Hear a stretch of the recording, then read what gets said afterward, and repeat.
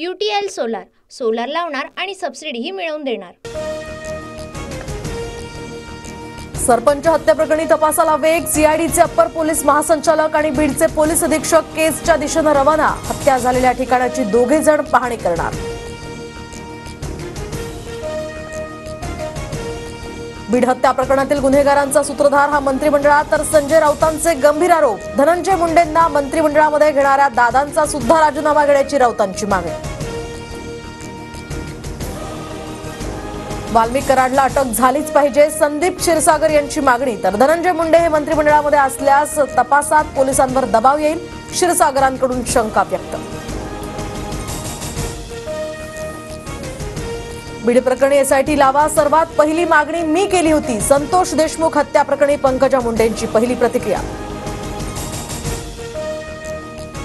शरद पवारांपाठोपाठ आता उद्धव ठाकरे सुद्धा बीडचा दौरा करणार, तर 2 किंवा 3 जानेवारीला बीड आणि परभणी दौरा करण्याची शक्यता। देशमुख कुटुंबियांची सांत्वनपर भेट घेणार।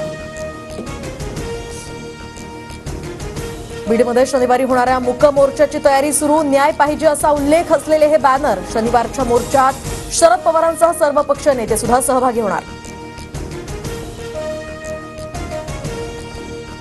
सतीश वाघ हत्या प्रकरणात मोठी अपडेट। पत्नीनंच हत्येची सुपारी दिल्याची धक्कादायक माहिती समोर। पत्नीला अटक। सतीश वाघ पुण्याचे आमदार योगेश टिळेकरांचे मामा। कल्याणमध्ये अल्पवयीन मुलीवर अत्याचार, आरोपी विशाल गवळीला 2 जानेवारीपर्यंत पोलीस कोठडी। कल्याणमधील घटना गंभीर, विकृतांना कठोर शिक्षाही झालीच पाहिजे, मुख्यमंत्र्यांची प्रतिक्रिया। तर आरोपीला फाशी होईल हे सुनिश्चित करा, फडणवीसांचे आदेश।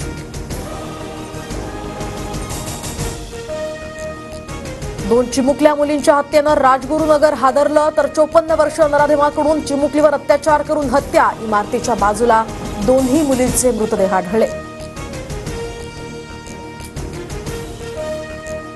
उपमुख्यमंत्री एकनाथ शिंदेंनी घेतली मोदींची सदिच्छा भेट। दोघांमध्ये तब्बल 1 तास चर्चा। आजपासून 2 दिवस मातोश्रीवर बैठकांचं सत्र। उद्धव ठाकरे मुंबईतील पदाधिकाऱ्यांच्या बैठका घेत बीएमसी निवडणुकीच्या तयारीचा घेणार आढावा। UTL सोलार सोलार लावणार आणि सबसिडीही मिळवून देणार।